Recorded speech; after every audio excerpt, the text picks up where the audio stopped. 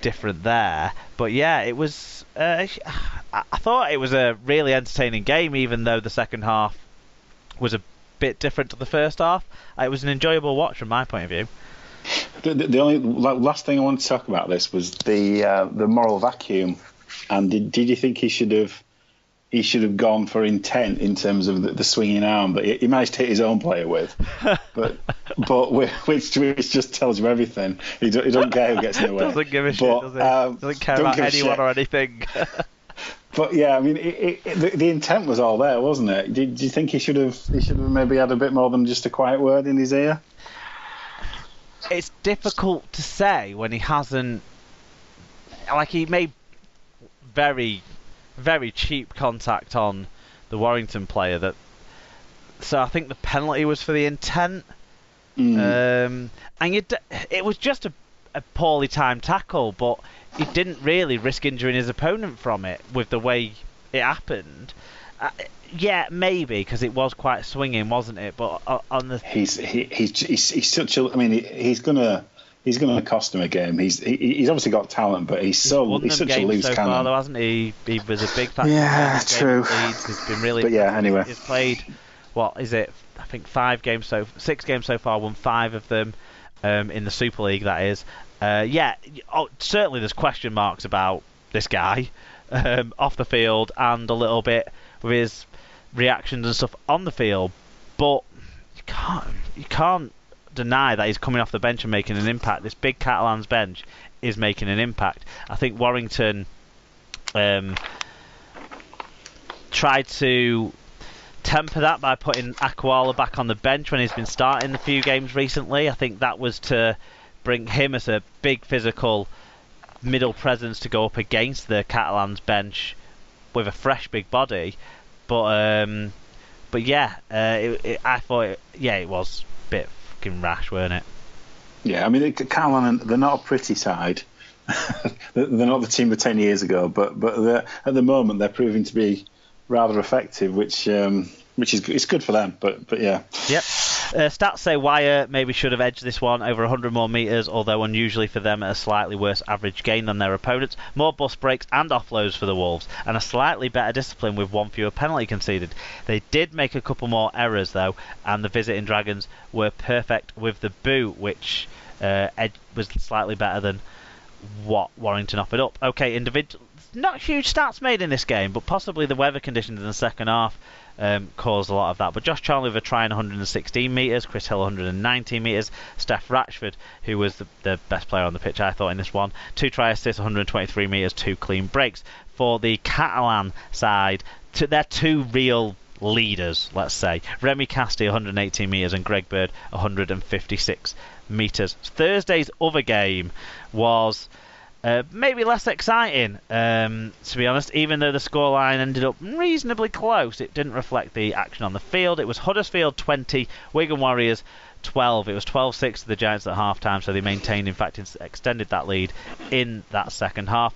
5,264 were there to watch Gareth Hewer have a questionable refereeing performance, and I know that that's going to come up in the fan reviews. You just read ahead. So G, I don't know. Maybe you wanted to hide your G unit.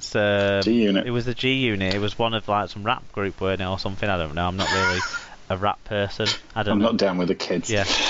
So see, he's got 2 brief points. Hugh was shit. Fair enough. And Wigan are dirty. So. Okay. Thanks for that. Rob said, she was shocking, but Darnell McIntosh, what a future this kid has. Also, Jake Momo played well. It will be bad seeing him go to Cass. Michael Lawrence is an idiot. Sam Tompkins is a wanker. Michael Lawrence being an idiot thing, yeah. Wigan kicked a 40-20, and Michael Lawrence deliberately ran into the man with the ball as he was about to tap it to remove any advantage from the 40-20 situation, and rightfully got a sin bin for it. Fair enough. So final comment on this one, so he goes to cut through Jake, and he says, fantastic ball handling, sizzling passing plays, teeth-jarring tackling are all things you can't say about Wigan. They were woeful and never looked like they were in the match. The only threat was from Rat Boy, and was only because he had no idea what he was going to do either. I went with friends from work, aiming to side with the lone pie eater. Wigan deserve to lose by more. That final line is probably the best way of summing up this game. Either saying Wigan deserve to lose by more or Huddersfield deserve to win by more. I'm not sure which way round exactly I will put it. Wigan took the lead with a try that was, at the time, it felt very questionable, and had within 5 minutes had the home side singing "You don't know what you're doing" to the referee, and all we want is a decent referee, and songs like that didn't even give him a chance really to impress them. But watching it back, I actually think the officials got the right call. There was 2 questionable passes. There was one from O'Loughlin that looks like it was flat, questionable but flat, and there was one from Gildart out to Marshall, which really did look like it went forward live. But watching it, Gildart's hit as he passes it, and I think the ball goes slightly backwards, but Gildart goes more backwards, so it gives the impression that the ball's gone forwards. But Liam Marshall did really clever improvisational play, ran inside, did a kick over the top. Sam Tompkins chased it down, batted it for himself away from the defenders. Really clever play from the two of them, very improvisational, and Wigan took a lead. And at that stage, it was very early doors. After that, nothing from Wigan in this game, really, nothing at all. Wigan weren't very good. Sean O'Loughlin had to go off through injury. Both Brough and Gaskell were really impressive in controlling things. Gaskell put in a beautiful kick for Darnell McIntosh's first try of 2 in this game. It was a fantastic kick. Tom Davies had marked Darnell McIntosh wide. There was just the 2 of them way out on the lonesome on the wing, or on an island on the wing, shall I say? But the 2 of them. But it's just a really hard kick to defend. It was perfect. It was pinpointing. Darnell McIntosh is a tall kid with some good skills, so he managed to take it, grab it, and put it down. So well done to him there. The rest of the first half was really Wigan making errors before they got over the halfway line or around the halfway line, and every time that they were defending a set from when they completed the set and kicked it deep, giving away a penalty. But Huddersfield not quite being good enough to get over the line with that. Jermaine McGilvery spent a spell off getting a concussion test, and maybe that impacted things a little bit from their point of view in terms of their strike ability.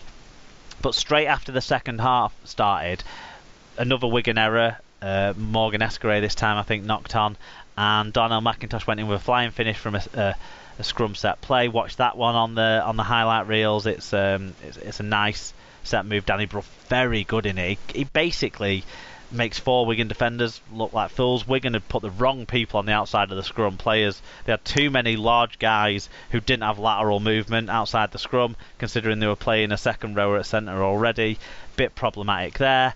And really, even in the Simbin period, Huddersfield were more threatening, and they scored from an attacking kick during that period because Wigan just kept putting themselves under pressure, losing balls every time they got into a position to set up an attack. Not even an attacking position, but we're talking 25-30 metres out. They would lose the ball in contact from a good hit, and that would be the end of that. Tom Davies did score a nice try from his perspective late on in the game after some reasonably good play from Sam Tompkins too, but way too late. Scoreline flatters Wigan completely. Well done to Huddersfield Giants. Yeah, I mean, I've only seen the tries, so you were there, weren't you? So you've got much more to say about it than I did. I've said everything I had to say about it, though, pretty much. Tony Kabula made his debut for Wigan and had a few impressive runs early on in that, but clearly tired a little bit quickly, and did give away a couple of penalties from over-enthusiastic defensive efforts, trying to make up for, I think, his tiredness.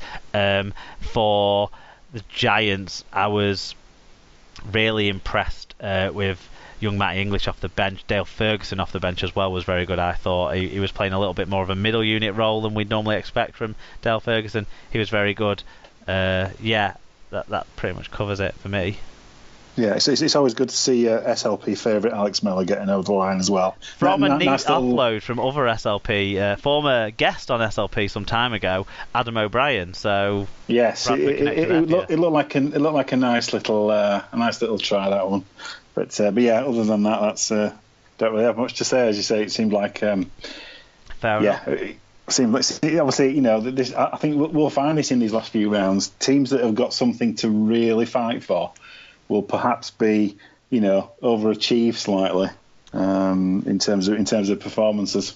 Well, they've still got something to fight for because they're still not safe in the top 8 Huddersfield, and Wigan certainly didn't look like they had that much fight. Away form is a worry, but we're back at home next week when we're going to beat the Saints, obviously. Okay, stats support that Huddersfield were better in 2 areas particularly, chance creation and ball retention. They had 7 breaks to 2 and only made 5 errors to 12. They also made more metres at a better average gain and had a big 5.1% better team tackle success rate. So, pretty solid win, and echoes the sentiment that the scoreline should have been wider. Individually, Jerry McGilvery, 6 tackles, 132 metres, 3 clean breaks. Jake Mamo, a try assist, 6 tackles, 125 metres. Dale Ferguson, 100 metres. Donald McIntosh, 2 really well taken tries. For Wigan, someone who didn't contribute to that shitty tackle success performance was Willie Iser. He had 42 tackles and no missed tackles, filling in place of Liam Farrell. Taulima Tautai, 120 metres off the bench.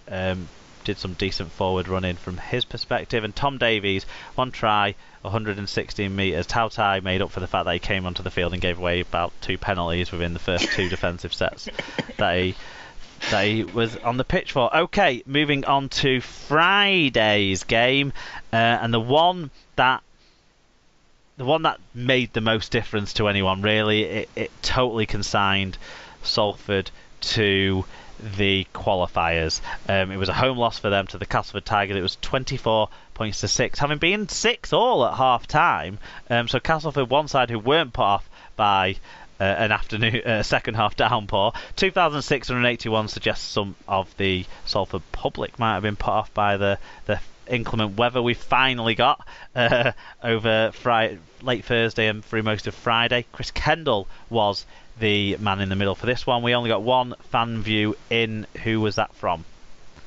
It was from Fat by Rob. And so Rob says, Salford can count themselves unlucky not to be closer in this one. Thoroughly professional and clinical performance from the champions, with McShane running the show and the forwards doing the rest, with Mitch Ward standing out. Of the 2 middle-eighters I've seen in the last 2 weeks, Salford are more likely to survive the drop from what I've seen. He means Mitch. He means Mitch. Mitch Clark, doesn't he? Mitch Clark, obviously, had a year with Bradford. Yeah. Great player, Mitch Clark. Absolutely quality. He deserves his chance. The chance with Cass. I've only seen the tries. Yep. Yeah, he has. Yeah, it seems like he seems to be mentioned. Almost every week. People will comment on his go forward. Yeah. So that's great. I've only seen the tries and briefly the comments from the coaches, but it sounds like everyone's in agreement that Salford really put up a fight in this one. Yeah, probably a little bit of a lack of creativity and stuff maybe hurt them down the stretch, and obviously Cass were able to create a few instances. The Jake Bibby try, though, Ed Chamberlain playing at fullback for them, I think that's a good move. I think he can play in that position better than any of the other options they've used since Niall Evalds went down. He put in a nice kick, didn't he, for Bibby to get onto the end too. So that was good play. But the second half, in terms of point scoring, was all the Tigers. I think it's the fact that you've got a beaten squad with no depth to bring in against a squad that have demonstrated really good depth, particularly in the big men department, and that helps you find your field position to get your centres scoring, which is what they did, and to get the space.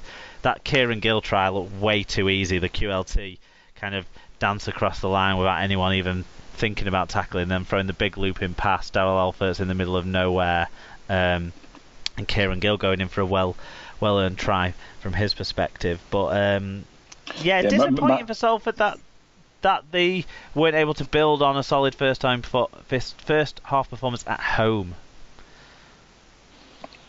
Yeah, I mean, maybe the Kieran Gill try is just a reflection of a team that had put a lot of effort in for the first 70 minutes and had just run out of steam, really. Yeah. And as you say, they're lacking a bit of class, but you'd hope that Hastings will give him a little bit of dynamism and will